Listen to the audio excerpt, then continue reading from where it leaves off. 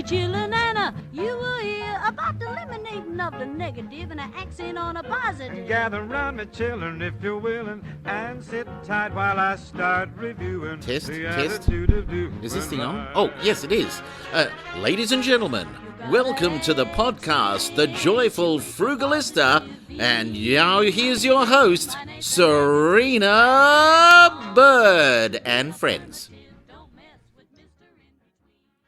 Hello, Frugalistas, and welcome. Today I have a very special guest, a good friend. Welcome, Leanne Elliott. Thank you. Thanks, Sarina. It's lovely to be here. Thank you. Leanne and I are in the same Zonta club, and we will speak about Zonta in a bit for those of you who are wondering what on earth Zonta is. But in addition to that, she's also a pretty amazing trainer and educator. She specialises in organisational change management, including whole of organisation transformation, leadership development, negotiation, behavioural science, predominantly in the government sector, but also in the private sector. She's principal consultant at Interaction Consulting in Canberra, and we've had many interesting discussions about the importance of good leadership. Welcome once again, Leanne. Thanks, Sarina. Leanne, before we start talking about organisational change and other issues, I understand you used to be quite a devout follower of the F.I.R.E, Financial Independence Retire Early movement. What got you into F.I.R.E and what was your F.I.R.E journey like? Thanks, Sarina. I love the way you say that I used to be. And you know, there's the clue for people to follow this story. So let me tell you, I'm an old person. You're not that old. I've been through the fire once before, and the way it came about is like I'm an old person, and so from way back in the days before the word fire even existed. I mean, back in my day, you didn't have a side hustle. You had a second job. None of those phrases existed way back when in the 80s and the 90s. And what happened was I suppose I hit around about 30 and realised that it was time for me to start adulting and began to look at my finances and my personal situation. I was really fortunate in one respect. I can remember at the age of 18 watching the Prime Minister, who was Paul Keating, come on TV and say that anyone who was entering the workforce today, and I went, well, that's me. I'm entering the workforce today, will have to fund their own retirement, that there would be no government pension by the time I retired. That's quite a harsh message when you're just about to enter the workforce. There's no rainbow pot with a pot of gold at the end of it. Oh, gone. It was, you know, that man had extraordinary foresight and big strategic thinking, and he knew where he was going. And it was great that he was able to send me that message as an 18-year-old to prep me for what the future would hold. I had that kind of idea in the back of my head from the age of 18. And then in my late 20s and early 30s, I really began to take my finances seriously. And it was back in the day before the interwebs, and you had to go out and buy a book. A book. What book did you buy? Oh, look, I can't remember. I bought a lot. And when I look at the Barefoot Investor book, that information was around way back when. You know, that whole idea of divide your income up into the 60, 20, 10, 10 and all that sort of thing has been around forever. And so that was how I started, was breaking up my income into those proportions. The big struggle you have as a young person is sticking to the 60%, living on 60%, because you're setting up a home and you want to go out and buy all those new linen and new kitchenware, and you've got rent to pay and new clothes to wear, and you want to go out drinking with your mates. So it was really hard. I mean, we're sort of laughing at this a little bit because I guess we're in a different age group. But there is a lot of social pressure, particularly on women. You want to look good, you want to be attractive, you want to meet your soulmate, so you want to make sure you're dressed and you're looking fabulous and you've got good hair and good makeup. You don't want to – there's a lot of pressure to really look the part. And then your friends want to go out, and it's really hard to say to your friends, well, look, I'm on a budget, I'm saving for a house, I'm saving for my retirement. Going out for a big boozy night out, dinner and nightclub is not on my agenda tonight, thank you very much. I'm going to go home and read a book instead. Finance book of all things. A finance book of all things. I became really kind of focused in my 30s, and I think one of the big clues there was following those formulas that came around and automating all of my banking. That idea that this 10% or this 20% was going to automatically get hived off and put into another separate account and not be touched. That I was going to make additional payments off my mortgage, and those sorts of ideas, and setting it all up and just letting it run. When I was about 30, I became self-employed for the first time, and I can remember trying to work out my business goals and my life plan and thinking, geez, if I'm still forced to work by the time I'm 50, I will be really sad. That would be really disappointing. Must have seemed so long to go when you're in your 30s. The idea of being 50 seems like a whole different world. Like it's never really going to happen to me. I'm never really going to become middle-aged. Yeah, it was a 20-year time frame that I set myself, was this whole idea. And it was a really subtle thing. It was an idea that just popped into my head at the time, was what's going to happen when I'm 50? And can I be self-supporting by the time that I'm 50? And the idea was to try and motivate me to make business work. It surprised me. It surprised me greatly when I hit 50 and went, woohoo, let's pay off the mortgage and that'll be the end of that. Those sorts of things happened.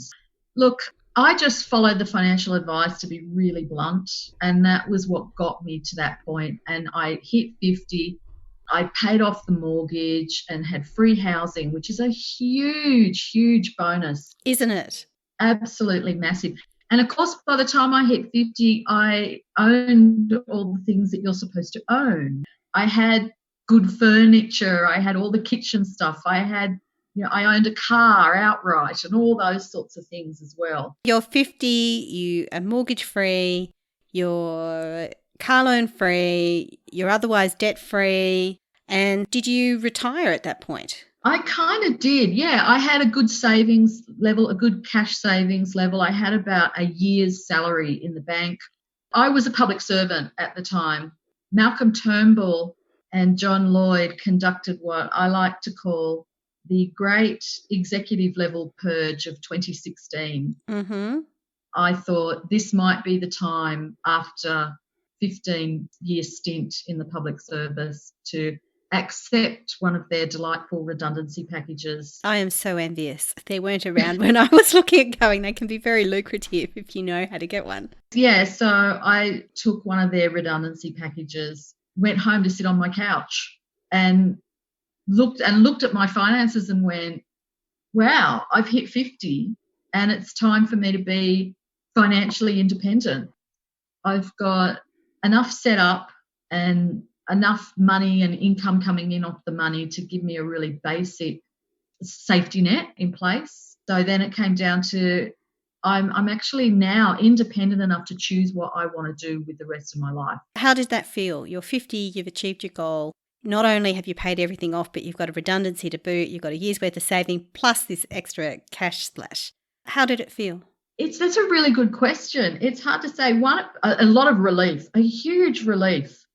This idea that I can choose, that I was free to choose whatever I wanted to do, was an amazing relief for me. I did decide at the time not to rush it. I wanted to have a break. It was the first time in my entire career that I was not working. I had worked full time for 35 years. Here I was starting to have my first opportunity to just do what I wanted to do for a change. And so what happened next? You've hinted that it didn't all just end on a happy note when you turned 50. What happened? I'm sitting there with all my, like Scrooge McDuck, clasping all my dollar bills to my chest and having a good time. At that point, I started thinking about what's a small business I wanted to operate. And I had two ideas I actually began working on. It was a Friday night in summer, in February 2017. And so I was about a year in at that point. My husband came home and said to me, "My sweet, I have something very important to tell you, and you need to listen to me." Mm-hmm. And it was at that point that my fire went up in flames. I knew immediately what he was going to say, and it was all over in 20 minutes, and he was gone. He literally walked off into the night, never to be seen again. He was gone. So that was his message. Yep. He refused to talk to me about it. He just said, "I'm leaving." He stood there for 20 minutes saying, "I'm not talking to you," and just walked off in the end. I never saw him again. I never spoke to him again. Never saw him again. Never spoke to him again. Nope. And had there been any sort of forewarning that this might have happened before you had suddenly retired at age 50? I suppose the forewarning was that we were a middle-aged, boring couple. That might be the forewarning. I was happy. We didn't have any issues. Well, he had issues, clearly, but the relationship was reasonably comfortable and relaxed and probably boring for him for some reason. I just don't know what the issue was for him. He never told me. He just, it's kind of like the real true textbook midlife crisis stuff that I subsequently then read those books. The finance books got put away. The midlife crisis books came out. What it meant was that half my wealth walked out the door in one go, in one instant. It was just gone. The big issue for me was that whilst I'd lost my relationship very suddenly, and divorce and the processes are quite expensive, there's a lot of money on lawyers and forensic accountants, on all kinds of things, going to mediation, and the whole thing is an expensive process. But then suddenly the big issue was, how do we split all our finances? How do we split the house? And to be blunt, I took the expensive route. I decided I didn't want to lose my home as well, and that I would buy the other half of the house. So I had to pay him for 50% at commercial rates for the house. And now I'm back in mortgage land, yay, with everybody else. And that meant to get a mortgage, I had to front up to a lender with a pay slip in my hand. So I had to go back out into full-time work. That must be harsh. You've left, you've celebrated your retirement, you're sitting on the couch feeling happy, and then you have to go back to work. Harsh is understatement of the century, Sarina. The whole thing was absolutely devastating. I mean, the loss of the relationships, suddenly like an amputation, was completely devastating. And I had to go through a grieving process for about 6 months for a start, and then go through the whole legal trauma with him. And everything was gone. Everything was gone. I felt groundless. I felt like the earth underneath that I stood on, my stability had disappeared completely. It was all gone. I didn't have the future I thought I was going to have was gone. That freedom that I had was gone. The financial independence I had was gone. The relationship was gone. Like everything, poof, gone. I'm guessing there's a lot of people around the world, particularly in Australia right now, who are experiencing some huge changes as a result of our current crisis. And whether it's homes that have gone up in smoke, or whether it's self-isolation, whether it's sickness or death of loved ones, there's a lot of things happening where a lot of people, I'm guessing, and jobs gone too, all sorts of things happening, livelihoods. I'm guessing there's a lot of people who are going through that sense that you had of things just suddenly going, and it must seem very unfair, and it must be really easy or tempting to wallow in it. What are the things that got you through? Sarina, I really want to acknowledge the acknowledgement that you just made to the community. 2020 has been an absolute shocker for people here in Australia. As you say, it started with bushfires that ravaged probably a third of the landscape of Australia and thousands of people. In fact, they've been going on for months before it even got to January. Yeah. And then things like here in Canberra, where we had the giant hailstorms and, everybody lost their cars and had more damage done. And now this particular virus now affecting worldwide, and so many people suddenly put out of work and out of jobs. And I among them too, interaction, we had a lot of work cancelled very suddenly, and the threat, it hangs over us about will interaction be able to continue to employ us. And I'm sitting there going, I'm facing some more pain. And so that idea of, as you're saying, how do you have self-compassion and empathy for others in the situation?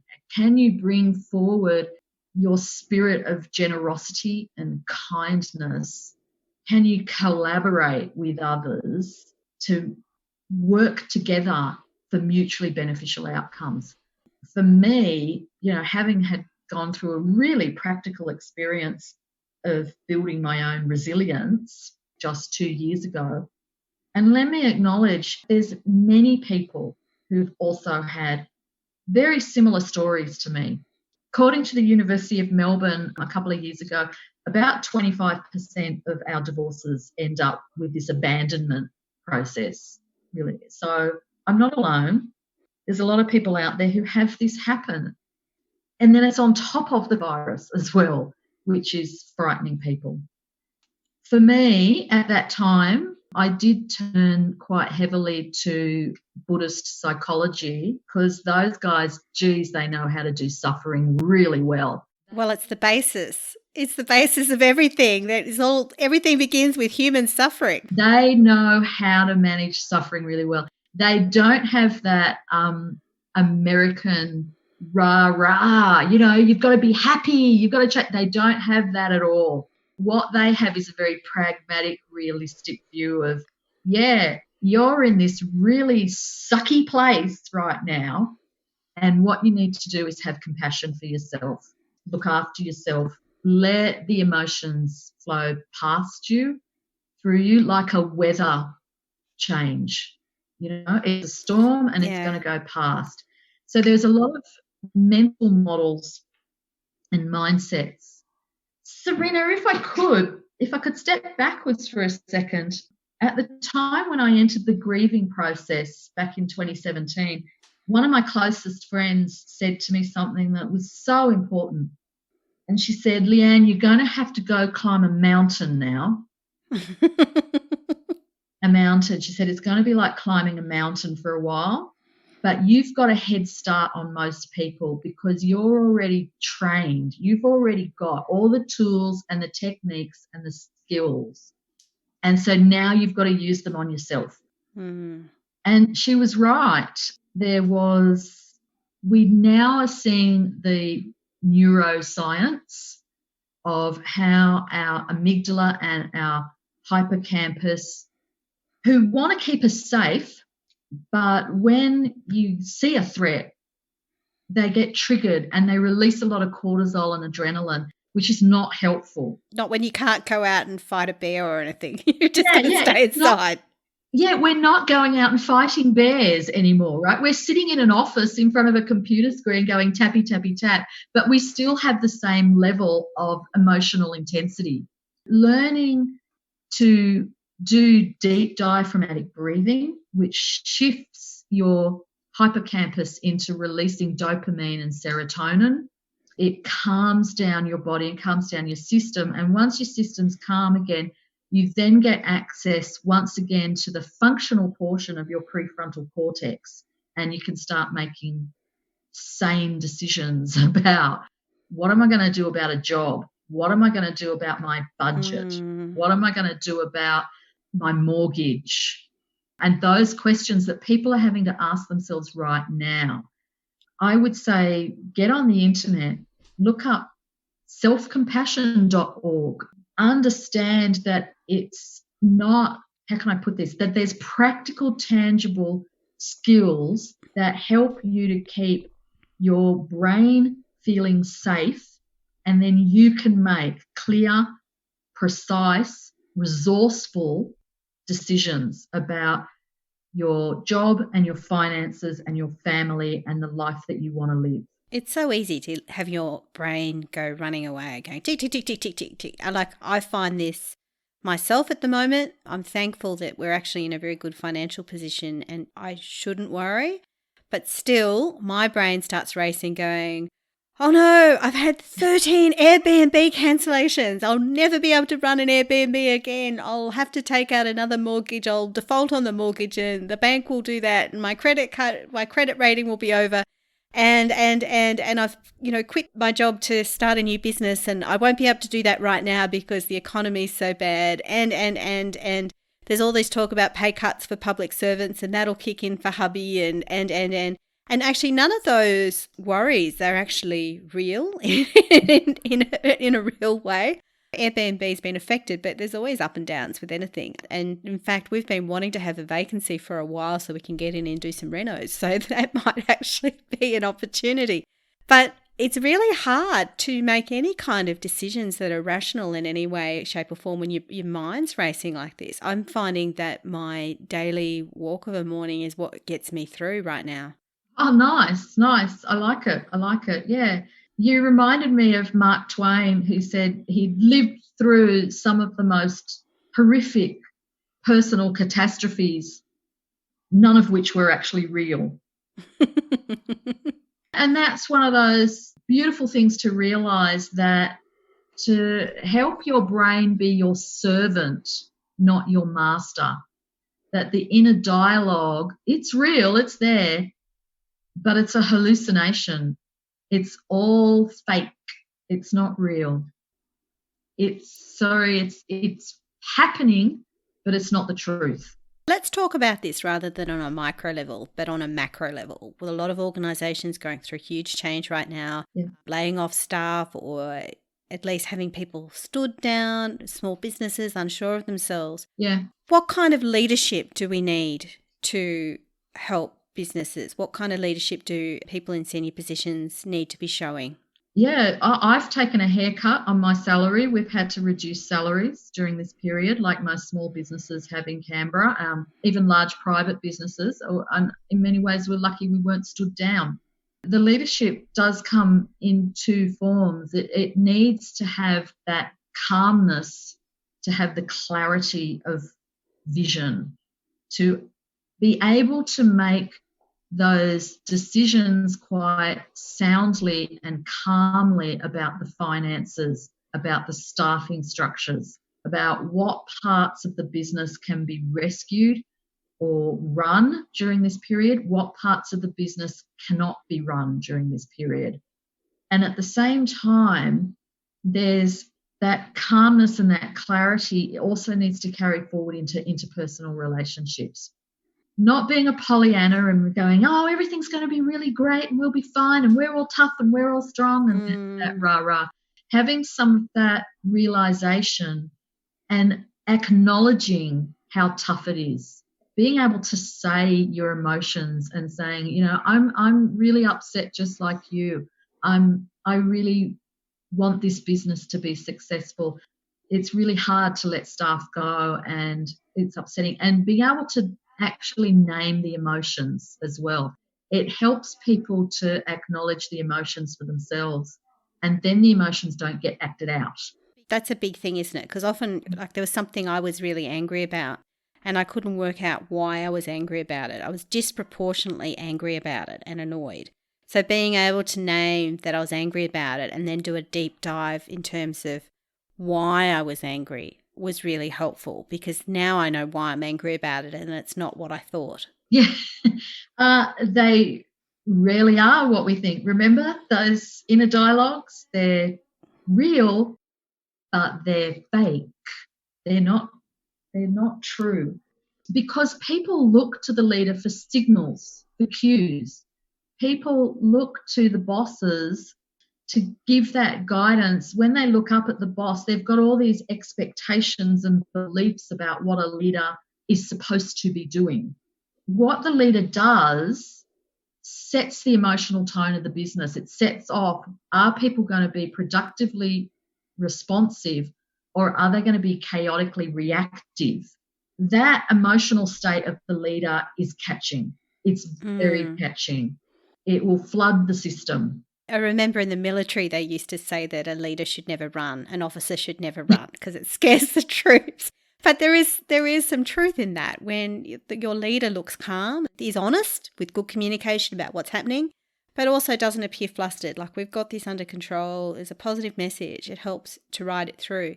I mentioned briefly in the introduction that we're both in Zonta together, and I was wondering if you could perhaps tell some of our listeners what Zonta does and also how important community groups are during this unusual year we're having. I've been in Zonta for 18 years now. Zonta is an international volunteer service organisation. It's in the same sort of structure and vein as groups like Rotary and Lions and Seroptimus and Apex, where everyone's organised into small local clubs, geographic clubs. But the difference that Zonta has is that we work on women's specific issues. Our mission is empowering women through service and advocacy. The list of projects that we do is so long. It's so long. We do fundraising, and we also do hands-on service and advocacy projects that look after women who are in need, but also the women who are our leaders or our future leaders. And you've seen in our Zonta Club here in Canberra, we do things like Zonta has a proprietary product called the breast cancer care cushion for women who've had a mastectomy. We make hundreds of those breast cancer care cushions every year and get them distributed throughout the breast cancer network here in Canberra. But we also do like scholarships and awards for women who are doing their PhD in, and I love it, the last winner is a galactic archaeologist. A galactic archaeologist. What a fabulous title. I know.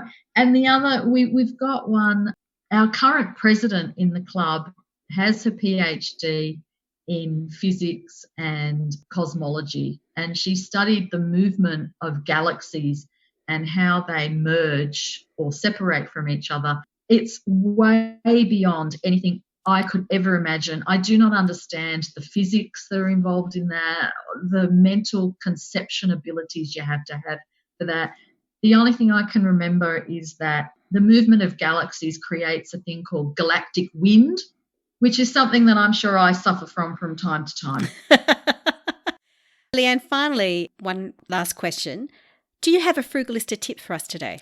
Oh, look, the Frugalista tip, honestly, it comes down to biting the bullet and being prepared to live within your means. Oh, that's a big one for a lot of people. The discipline of living within your means. And that does mean having to go through. Let me tell you one thing I've realised for myself. There have been a couple of times where I wanted to set a budget and I have gone through my transactions through my bank accounts and typed them out manually into an Excel spreadsheet. I know that there's heaps of software out there like Mint or Pocketbook, or even my bank has tracking software inside the internet banking. When I used those, it was all very nice and it was all the work was done for me, but I lost the connection to the fine micro details of where was I wasting my money. And so doing it manually, I began to actually much more viscerally and kinesthetically realize as I'm typing out for the 15th time, hey, there's another purchase of raisin toast at the local cafe. You begin to really see your patterns and it really begins to get into your head. And when you go shopping, you're very, very much aware of what is my financial status right now? Is this something I want to spend my money on? What is the bill that's coming up in a month's time? What is the target that I've got? So typing it out manually every now and again you might think, what a waste of time. But it actually gets into every cell of your body, and you begin to really understand what your finances are so that you can bring it all back and live within your means. Look, I do that too, and it takes me probably, 2 or 3 hours a month, and sometimes I don't have that time and I put it off and then do it later.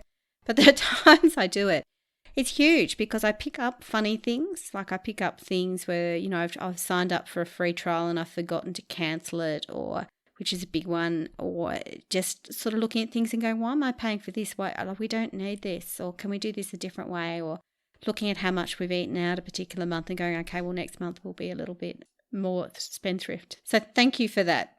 Let me tell you, when my F.I.R.E fell over and I had to redo my budget and I was sitting there going, I'm going to have to go get a job, I discovered that I had $400 a month in subscriptions. Wow. I bet you don't now. Well, thank you so much, Leanne, for being on the Joyful Frugalista podcast. To join in the conversation about this and other podcasts, please join the Joyful Frugalista Facebook group. And thank you very much. Thanks, Sarina. Thank you so much for the work that you do in encouraging everyone to manage themselves well and make it easy for everyone. Thank you.